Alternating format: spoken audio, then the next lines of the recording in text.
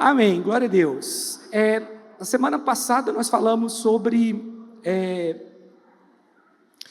nós abordamos um tema que eu acho que ele é polêmico. Quem é a causa do mal? É Deus a causa do mal? Eu ministrei uma palavra sobre isso e hoje eu quero continuar falando sobre isso, porém o tema da palavra hoje é a bondade de Deus. Se você estiver anotando, pode anotar aí a bondade de Deus. E eu sei que é muito difícil vermos a bondade de Deus na hora da tormenta, no momento da adversidade, no momento que as coisas aparentemente estão dando erradas. É muito difícil, talvez, você sentir a presença de Deus e você ver a mão de Deus nesse momento. Muitas vezes o vento ele bate contra nós, mas eu te garanto que é o vento que te leva para frente. Presta atenção no que eu vou te falar. Semana passada, eu estava vendo um documentário de um brasileiro, em 2002, que deu a volta ao mundo num barco à vela, sozinho. Foi o primeiro brasileiro a completar uma volta ao mundo num barco de vela. Primeiro dia legal, segundo dia legal também. Mas a partir do terceiro dia, ele começou a se preocupar. O mar estava muito calmo, não tinha vento. Ele não conseguia progredir. Ele tinha uma programação de um dia para chegar num determinado dia. Todo o suprimento dentro do barco dependia do vento. Dependia que o barco andasse. Sexto dia, sétimo dia, oitavo dia, calmo. Não tinha vento. O barco não progredia, o barco não andava. E ele ficou muito preocupado. Foi o momento de maior preocupação dele, não foi na hora da tempestade. Foi na hora que estava tudo calmo, porque não tinha vento para jogar o barco para frente. Deixa eu te falar uma coisa, acredite em mim. O vento nos faz ir para frente. Às vezes o vento está soprando muito forte, mas é esse vento que vai te impulsionar. É no momento da adversidade que nós ganhamos experiência. Posso ouvir um amém aqui? No momento da adversidade, Deus vai te mostrar coisas extraordinárias, vai operar grandes milagres. Mas no momento da calmaria, pode ser que você vai ficar estacionado. Estão entendendo? Então, se você está passando por um momento de adversidade, você pode usar isso a seu favor, porque a palavra diz que todas as coisas cooperam para o bem daqueles que amam a Deus, daqueles que são chamados segundo o seu propósito. Então, pode parecer que no momento da calmaria que nós estamos bem, mas nesse momento nós não estamos crescendo. Nós só vamos crescer, nós só vamos avançar se tiver vento. E às vezes ele vem forte. E às vezes pode parecer que você vai afundar porque a vela vai bater lá no mar. Mas ele passou ali naquele momento que foi o pior momento para ele, o momento da calmaria, não tinha vento, praticamente ele não conseguia sair do lugar. Depois ele entrou no lugar da tempestade, que foi difícil, perdeu o mantimento na tempestade também, a água estourou, os galões de água que ele tinha, mas ele estava sendo jogado para frente, ele estava progredindo, ele estava indo para frente. Vocês estão entendendo isso? Amém, irmãos? Sendo claro? Então, mesmo que você esteja passando por um tempo de turbulência, de ventania, de tormenta, tem algo de bom que você pode tirar disso. E Deus vai trabalhar a sua fé nesse momento. Porque nós precisamos de fé para momentos como esse. Mas eu vou te falar uma coisa, o Senhor está te assistindo, Ele te vê.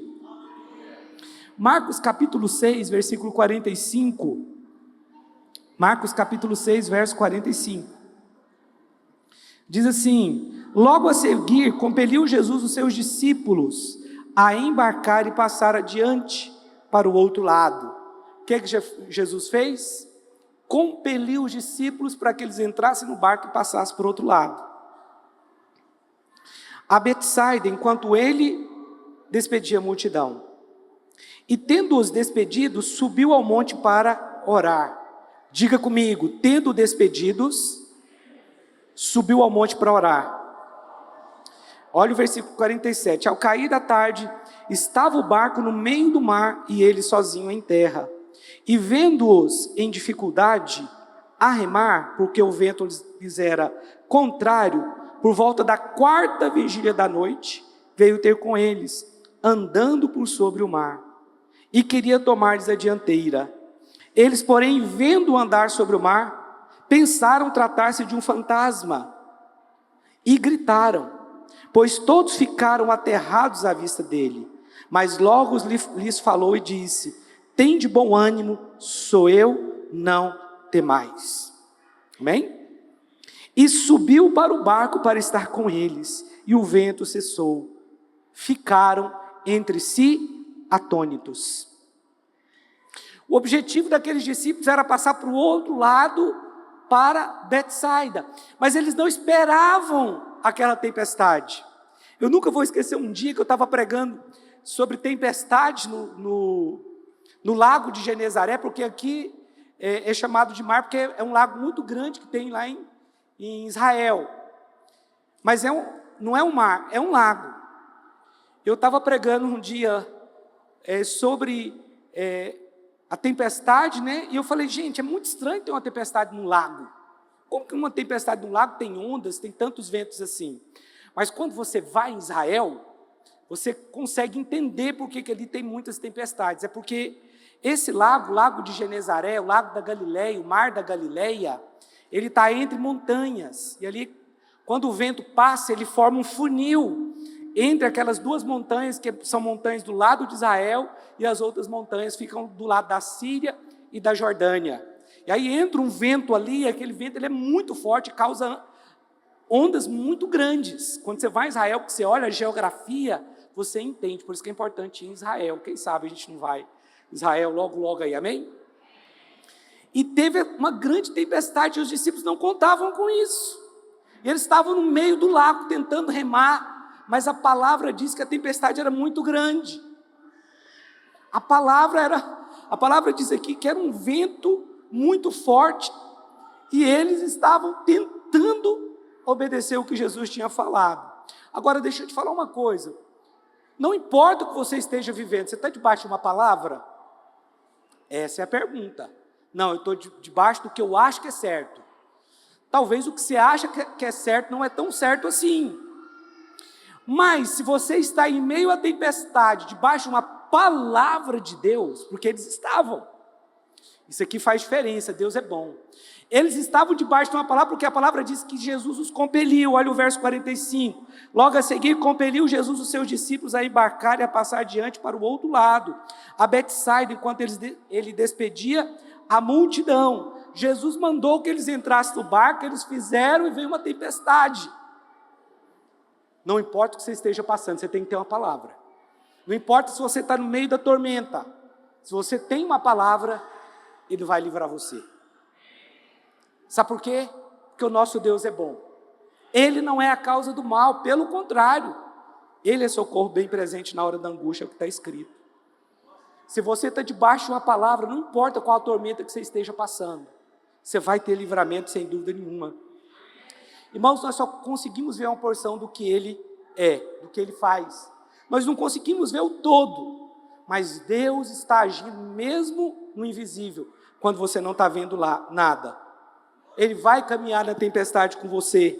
Agora, Jesus sabia da tempestade? Sabia. Sabia que ia ter trovões, ondas, relâmpagos?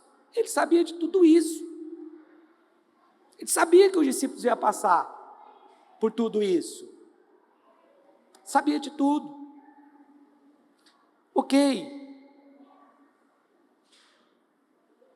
Mas tem uma coisa. Você pode estar passando pelo que for.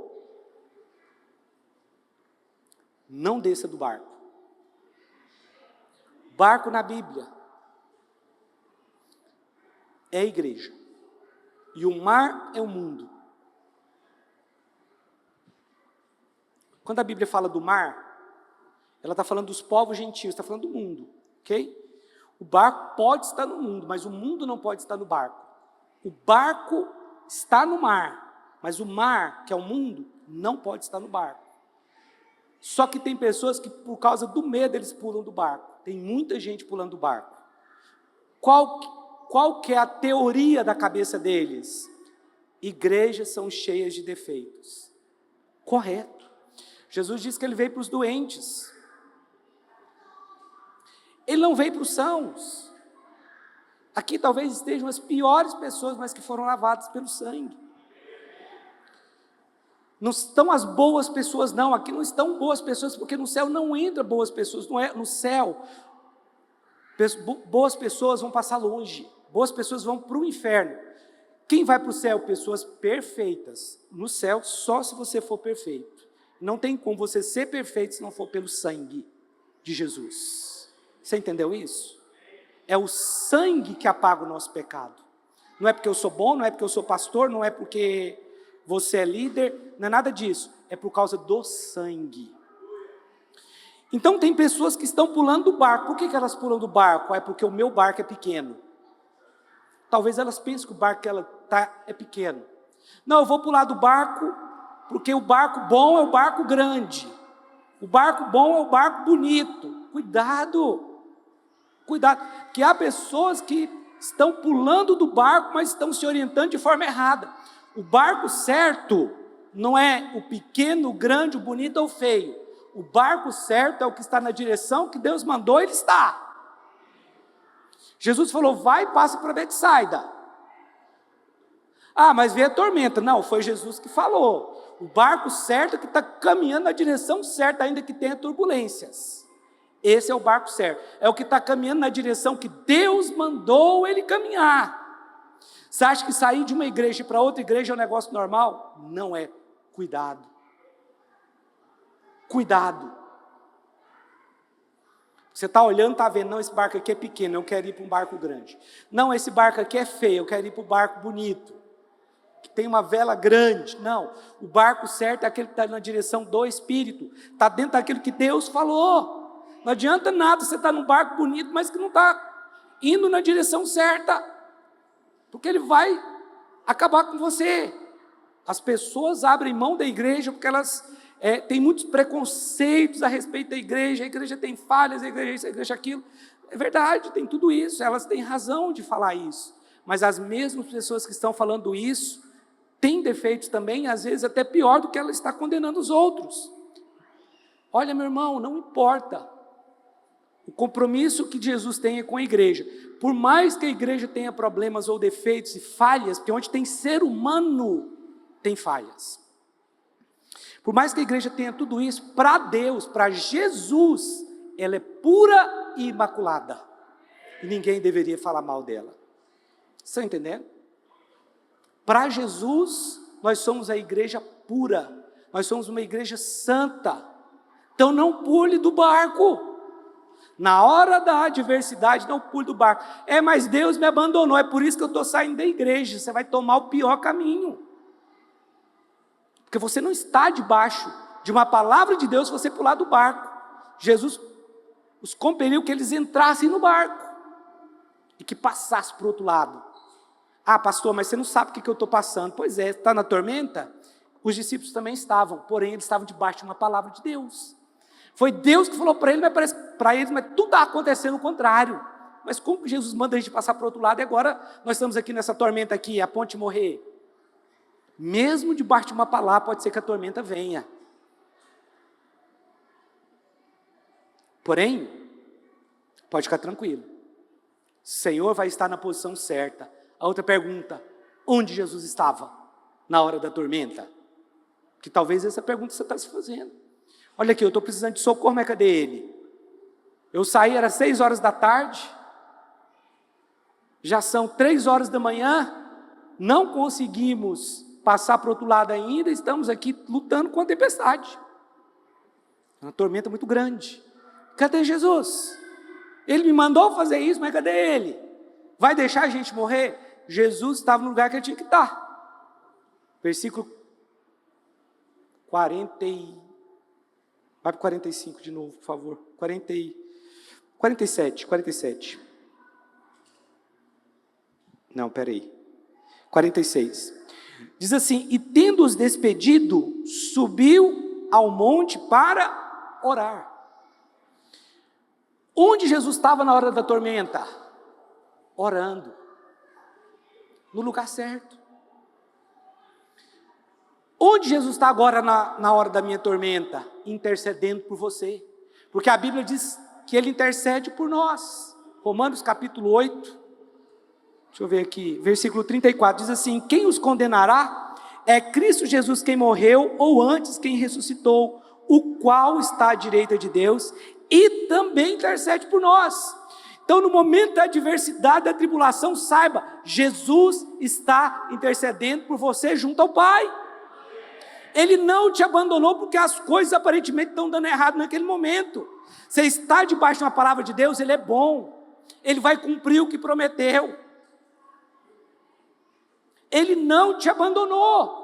Os discípulos estavam lutando, Jesus estava intercedendo, Jesus sabia de tudo que estava acontecendo. A intercessão é algo poderoso demais. Jesus, eu vou te falar a verdade, ele estava exatamente no lugar que ele tinha que estar, orando. Era uma grande guerra que ele ia passar, que os discípulos iriam passar. Ele tinha que orar primeiro. Tudo na nossa vida, meu irmão, começa com a oração. Eu vou entrar nessa tempestade. Ok, mas então ore. Comece orando, amém? Faça como Jesus fez. Despediu os discípulos, falou, vai, passa para o outro lado. Depois despediu a multidão e subiu no monte para orar. Tudo na vida cristã começa com oração. O seu ministério começa com oração. Jesus sabia que precisava interceder por aquela situação, porque ela era grave. E Jesus estava lá orando. Então tá, pastor, o que eu tenho que fazer na hora da tormenta? Você já sabe, orar. Não saia dessa posição. Mas se eu vou ficar aqui perdendo tempo orando e o negócio está acontecendo, que você vai perder tempo. Orar nunca é perda de tempo, pelo contrário. Orar é acessar as regiões celestiais. Quando você ora, você acessa as regiões celestiais. E anjos virão ao seu socorro quando você orar. Coisas extraordinárias vão acontecer quando você orar. Então Jesus estava onde ele tinha que estar naquele momento. Mas o problema é que estava demorando, porque do entardecer até 3 horas da manhã, talvez, não sei, 3, talvez fosse 4, 5 ou 6, a quarta vigília da noite, eles estavam ali, talvez cansados, perplexos, mas Jesus intercedia por eles. Jesus intercede por você. Jesus intercede por você porque Ele é por você. Tem crente aqui? Jesus intercede por você porque Ele é por você. Ele não está contra você, Ele é por você. Ele é por nós. Não importa o quão séria está sendo essa tormenta. Eu quero abrir um parênteses aqui e pedir que você abra aqui em João capítulo 11, versículo 1. Deixa eu ler esse texto aqui para você. Porque no momento da adversidade, no momento da tormenta, é difícil acreditar, meu irmão. Eu sei que é muito mais fácil eu pregar isso aqui do que viver o que eu estou pregando. Não tenho dúvida disso.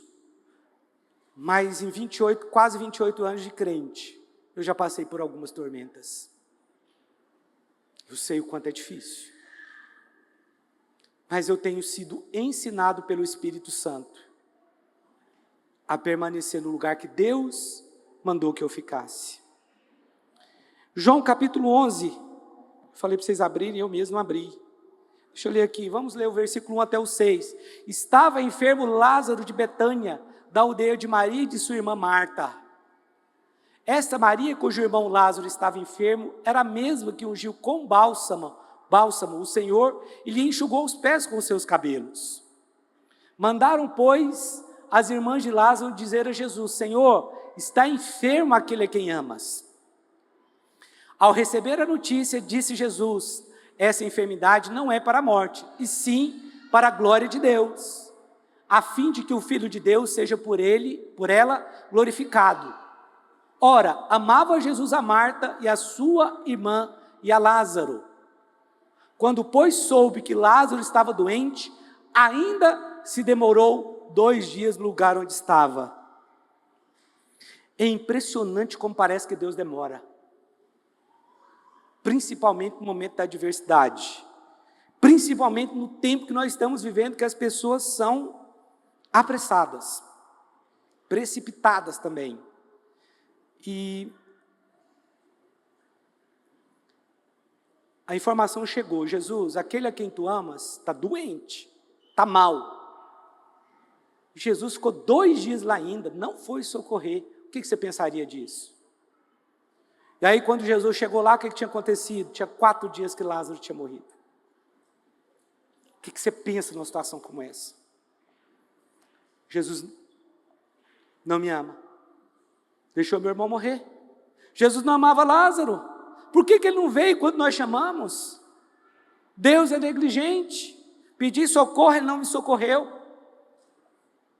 Essas são as questões. Ou são os questionamentos que o diabo coloca na mente das pessoas quando algo dá errado. Versículo 20. Versículo 20. Marta, quando soube que vinha Jesus, saiu ao seu encontro. Maria, porém, ficou sentada em casa. Disse, pois, Marta a Jesus: Senhor, se estiveras aqui, não teria morrido meu irmão. Mas também sei que mesmo agora, tudo quanto pedires a Deus, Deus te concederá. Declarou-lhe Jesus: teu irmão há de ressurgir. Eu sei, replicou Marta, que ele há de ressurgir na ressurreição no último dia. Disse-lhe Jesus: eu sou a ressurreição e a vida. Quem crê em mim, ainda que morra, viverá. E todo aquele que vive e crê em mim, não morrerá eternamente. Crês isto? Sim, Senhor, respondeu ela, eu tenho crido que tu és o Cristo, o Filho de Deus que devia vir ao mundo. Verso 28. Tendo dito isto, retirou-se e chamou Maria, sua irmã. Ele disse em particular: o mestre chegou e te chama. Ela, ouvindo isso, levantou-se depressa e foi ter com ele. Pois Jesus ainda não tinha entrado na aldeia, mas permanecia onde Marta se avistara com ele. Os judeus que estavam com Maria em casa e a consolavam, vendo-a levantar-se depressa e sair, seguiram-no, supondo que ela ia ao túmulo para chorar. Quando Maria chegou ao lugar onde estava Jesus, ao vê-lo, lançou-se-lhe aos pés, dizendo: Senhor, se estiveras aqui, meu irmão não teria morrido, o Senhor demorou demais. Vamos lá, o Senhor demorou demais, acréscimo meu. Jesus, vendo-a chorar, e bem assim os judeus que a acompanhavam, agitou-se no espírito e comoveu-se. O Senhor comove das suas tormentas, das suas tribulações. Ele é por você. E perguntou: onde o sepultastes? Eles lhe responderam: Senhor, vem e vê. Jesus fez o quê? Ele se compadece. Mesmo Deus, Jesus, que sabia que iria ressuscitar Lázaro, aquele momento foi um momento de tristeza. E a Bíblia diz, é o único texto que a Bíblia diz que ele chorou. Eu acho. Então disseram os judeus: vede quanto amava. Mas alguns objetaram: não podia ele, que abriu os olhos ao cego, fazer que este não morresse? Tipo, pois é, se ele tivesse vindo, né? Já curou tantas pessoas.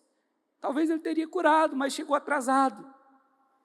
Jesus, agitando-se novamente em si mesmo, encaminhou-se para o túmulo. Era este uma gruta, a cuja entrada tinha posto uma pedra. Então ordenou Jesus: tirai a pedra. Disse-lhe Marta, irmã do morto: Senhor, já cheira mal, porque já é de 4 dias. Respondeu-lhe Jesus: não te disse eu que se creres, verás a glória de Deus? O que aconteceu foi que Jesus disse para Lázaro: Lázaro, vem para fora. A Bíblia diz que ele saiu com as mãos ainda atadas e os pés. Ele ressuscitou. Não é porque talvez, na sua opinião, por acaso esteja demorando, que ele não te ama. Não questione isso, você é amado por Deus. Pode estar demorando? Pode, na sua concepção. Mas o nosso Deus, Ele vai agir em tempo oportuno, na hora certa. Como eu disse na semana passada, não estamos livres de sofrimento. Nós moramos numa terra que tem problemas. Num mundo que a Bíblia diz que jaz no maligno. Nós habitamos nesse lugar ainda, essa terra não foi transformada e o nosso corpo não foi glorificado. Mas nós temos a promessa de que isso vai acontecer. tanto de uma terra transformada, quanto de um corpo glorificado que não está mais sujeito ao pecado. Mas uma coisa eu garanto para você, o Senhor é por você, Ele ama você, Ele é bom o suficiente para ir lá e ressuscitar Lázaro. Se for esse o caso, não pense que Ele demorou, Ele vai fazer a coisa certa. Quando falaram da enfermidade de Lázaro para Jesus, Ele falou, essa enfermidade, no final ela vai glorificar a Deus. Não que é glória de Deus quando alguém fica enfermo. Ele não está nisso, Ele levou as nossas enfermidades. Mas até isso Ele transformou em bênção. Quantas pessoas estavam ali e se converteram? Voltando para o nosso texto. Qual a palavra que nós temos no meio da tormenta? Versículo 50. Vamos lá. Lucas, capítulo 6, verso 50. Qual que é a palavra que você tem no meio da tormenta? Olha aí, versículo 50. Pois todos ficaram aterrados à vista dele, mas logo lhe falou e disse, tende bom ânimo, sou eu, não... Estão vendo isso aqui? Está aqui?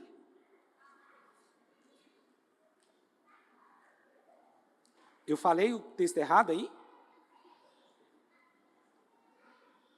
Marcos, eu falei, foi Marcos 6,46, o que eu falei? Marcos 6,50, né? 6,50. Coloca aqui. Olha aqui o que está escrito. Pois todos ficaram aterrados à vista dele, mas logo lhes falou e disse, quando eles viram Jesus, tende bom ânimo, sou eu, não temais. Não temais. Se está no meio da tempestade, estou aqui, sou eu, não temais. Jesus, assinado Jesus. Sabe o que é interessante? Na quarta vigília da noite, como eu li, a palavra diz que Jesus foi socorrê-los. Mas a Bíblia é tão engraçada. Irmãos, tem coisas que eu fico rindo, eu não sei se você é assim também, você consegue visualizar o que aconteceu? Estava um barco lá do outro lado, em meio à tempestade, Jesus estava aqui, e Jesus estava querendo passar à frente deles. Eu não sei, Jesus falou, vamos passar uma corrida. Eu não sei o que Jesus quis fazer ali. A Bíblia diz que ele estava tentando passar na frente dos discípulos. Mas os discípulos olharam e falaram, é um fantasma. Tem um cara caminhando lá nas águas, é um fantasma. Meu irmão, naquela altura do campeonato, os discípulos de Jesus acreditando em fantasma. Eles eram carnais, vamos falar a verdade. É um fantasma. E Jesus estava tentando passar o barco. Tchau. Tem coisa, Jesus, por que você tentou passar aquele barco ali? Você estava disputando, que chamou ele para uma disputa, o homem gosta disso, né? Vamos fazer uma disputa. Eu quero perguntar, por que você queria ultrapassar o barco lá no mar da Galileia? Não temas. Fala para o seu irmão. Não temas. Fala para ele assim, ó, tem de bom ânimo. Jesus está aqui. Não temas. A tempestade foi acalmada quando Jesus pisou naquele barco. É assim mesmo. Você está debaixo de uma direção de Deus. Fique tranquila. Fique tranquilo. Ele vai te socorrer. É fato que frequentemente nós enfrentamos adversidades, tormentas, como eles enfrentaram. Problemas espirituais, problemas emocionais, problemas na família. Não temas. Não temas. Você tem uma palavra para o seu casamento? Não temas.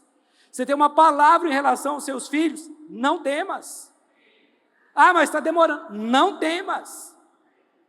Ah, mas eu estou no mar e o vento está soprando. Não temas. Apesar das circunstâncias aterrorizantes que eles passaram, eles tiveram que confiar. E você também tem. Olha, pode estar sendo aterrador o que você está passando. Confie. Não duvide da bondade de Deus. O diabo quer fazer as pessoas recuarem. Mas não recue. Sabe de uma coisa? Certa feita, Paulo ele foi preso. Ele estava pregando em Filipos e ele foi preso. Ele foi preso porque o diabo tinha uma menina que ela estava possessa de espíritos malignos. E Paulo saía para pregar na cidade de Filipos, e essa menina endemoniada começava a falar, esse homem é um verdadeiro homem, que ele está pregando é de Deus. Foi mais ou menos isso. Ele é um homem de Deus. Aí no outro dia estava lá o demônio falando a mesma coisa. No outro dia o demônio falando a mesma coisa. Chegou um dia que Paulo falou assim, em nome de Jesus, espírito maligno, solta essa mulher. Parecia que o diabo estava falando a verdade. Mas quando a verdade é falada por aquele que é falso, você tem que tomar cuidado também. O que o demônio estava falando, de fato, Paulo era um homem de Deus. Paulo era um crente, estava pregando o evangelho. Mas sabe que tem pessoas que são usadas pelo diabo para nos elogiar, para falar coisas. Um dia, sabe o que um demônio falou para mim? Que eu era forte. Olha, o elogio se vem do demônio, repreende e lança fora. Estava expulsando ele. O espírito de pomba gira na mulher. E aí o demônio falou, você é forte, hein? Eu falei, eu não, mas o meu Jesus é. O elogio, quando vem do demônio, você tem que descartar.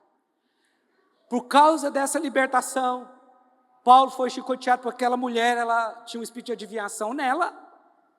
Os seus donos, porque ela era escrava, pararam de ganhar dinheiro com ela e começaram a se levantar um motim contra Paulo, dizendo, esse homem aqui está causando problemas para nós.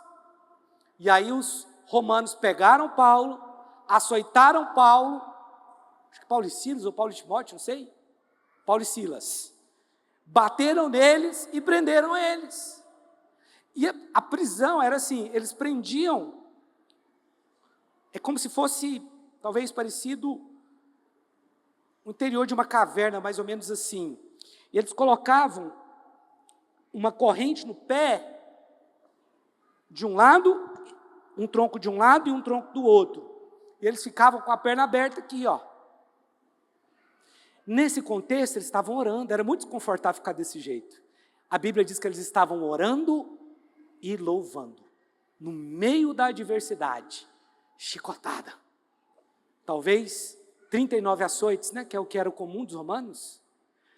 Na escuridão, à meia-noite, a Bíblia diz, no mais interior da cela, estava lá Paulo e Silas adorando, no meio da tempestade. Isso é a verdadeira adoração. Que tal você fazer isso no meio da tempestade? Sabe o que aconteceu? A palavra diz que veio um terremoto e as correntes foram quebradas.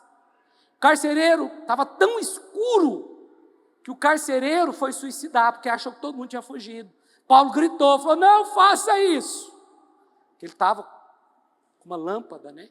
Uma lamparina, que todos estamos aqui. Paulo não era um criminoso.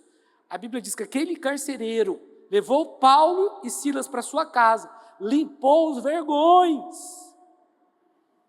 Paulo reclamou? Não. Paulo reivindicou ser cidadão romano, porque ele não podia ser preso, muito menos açoitado. Não. Naquele momento, não. Paulo era estrategista demais. Ele falou o seguinte, eu acho que ele pensou, eu vou apanhar, eu vou ser preso, mas isso vai ser um grande testemunho para a cidade de Filipos, que eles não podem fazer isso com o cidadão romano, porque a maioria de Filipos era cidadão romano. O que Paulo queria provar é, vocês depois vão poder pregar o evangelho. Aí quando ficaram sabendo que Paulo era romano, falaram, tira ele de lá e manda embora. Ele falou, não, vocês que nos prenderam agora, vocês vão ter que me soltar, porque eu sou um cidadão romano, fui açoitado e fui preso sem ser ouvido. E as leis romanas proíbem isso. Ele estava chamando à existência um direito dos filipenses, daqueles que eram romanos que habitavam naquela cidade. A mensagem que ele queria passar é, vocês vão poder pregar o evangelho, porque aí, ó, fizeram isso aí comigo, agora estão com medo. Os pretores, né, que eram aqueles que tinham autoridade dada pelo Império Romano, eles ficaram com medo de perder essa autoridade, vai embora, pedir desculpa para Paulo, mas na hora que ele estava sendo chicoteado, ele não reclamou, na hora que ele estava na cadeia também não reclamou não, foi um momento de tormenta, de adversidade, mas ele estava lá, ele sabia, o meu Deus é bom, e ele adorou. A Bíblia diz que Deus busca verdadeiros adoradores. Deus não busca adoradores, Deus não está atrás de adoradores, a melhor adoração ele já tem no céu, ninguém desafina no céu, e nem Deus está preocupado com isso também. Inclusive você que é desafinado pode adorar, meu filho, é o coração. Você não canta bem, não tem problema, se canta, glória a Deus por isso, é um dom que você tem, mas a palavra diz que Deus busca verdadeiros adoradores. Ele não busca adoradores verdadeiros, são adoradores como Paulo, que no momento como aquele vai adorar, no momento da tormenta, da adversidade, ora. Mas tem uma coisa, tem coisas que nós só vamos experimentar, a verdade é essa, tem coisas na sua vida, uma porção da presença de Deus, que você só vai experimentar se você passar pelo vale da sombra da morte. Ah, não quero passar por isso não, eu também não, mas olha o que diz aqui o Salmo 23, versículo 1. O Senhor é o meu pastor, nada me faltará. Ele me faz repousar em pastos verdejantes, leva-me para junto das águas de descanso, refrigera minha alma, guia-me pelas veredas da justiça por amor do seu nome. Ainda que eu ande pelo vale da sombra da morte, não temerei mal nenhum, porque tu estás comigo. Tem pessoas que tem porção da presença de Deus que nós só vamos sentir em momentos de muita adversidade, muito sofrimento. Porque você vai entender o que Davi quis dizer com esse salmo. Porque tu estás comigo, o teu bordão e o teu cajado me consolam. Tem pessoas que passam por experiências muito ruins, trágicas. Mas naquele momento elas experimentam uma porção daquilo que está escrito aqui. Ainda que eu ande pelo vale da sombra da morte, não temerei mal nenhum, porque tu estás comigo. Isso aqui é uma promessa para aqueles que andam no vale da sombra da morte. Tragédia, coisas ruins, a notícia de uma enfermidade. No céu existe adoração, sim ou não? Os anjos veem a Deus? Os seres celestiais estão vendo a Deus? Sim. Eles sofrem. E você? Sofre? Você pode adorar a Deus? Você só vai ter uma oportunidade. Você sabe o que é eternidade? Pensa num grãozinho de areia. Pensa em todos os grãos de areia que existem nessa terra, em todas as praias. A eternidade é muito mais do que isso. Não tem fim. Mas por um momento, nós estamos no espaço-tempo, tendo a oportunidade de adorar a Deus em meio ao sofrimento. Nós nunca mais teremos essa oportunidade. Lá no céu, os seres celestiais não têm essa oportunidade, mas nós temos, de adorar a Deus em meio a dificuldades aqui nessa terra. Vai ser só um período pequeno, ainda que para nós parece grande, porque 80 ou 100 anos em relação à eternidade não é nada, mas é só aqui que eu e você vamos poder dar uma resposta de adoração a Deus, mesmo em momentos de muita dificuldade. Talvez por esse motivo, 1 Pedro 1,12 diz que os anjos anseiam em saber a respeito da salvação. Saber o que nós estamos vivendo e o que nós estamos passando.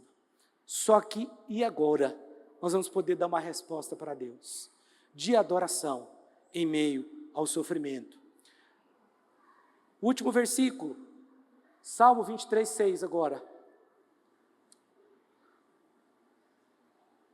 Salmo 23:6. Diz assim: bondade e misericórdia certamente me seguirão. Vocês conhecem alguma música que fala sobre isso? Vocês conhecem uma música que fala sobre isso? Tua bondade está correndo. Vamos lá. Tua bondade está correndo, correndo atrás de mim. Bondade e misericórdia certamente me seguirão todos os dias da minha vida, e habitarei na casa do Senhor para todo sempre. Você pode aplaudir Jesus? O Senhor é bom, amém? Você crê? Você crê que o Senhor é bom? Ah, mas está dando errado. Ele vai te socorrer. Ele vai entrar nesse barco. Você tem uma palavra? Fique firme nela. Você tem uma promessa? Então não olhe para as circunstâncias. Não olhe para o vento. Ah, mas tem vento. Então ora mais. Vai te fazer orar mais.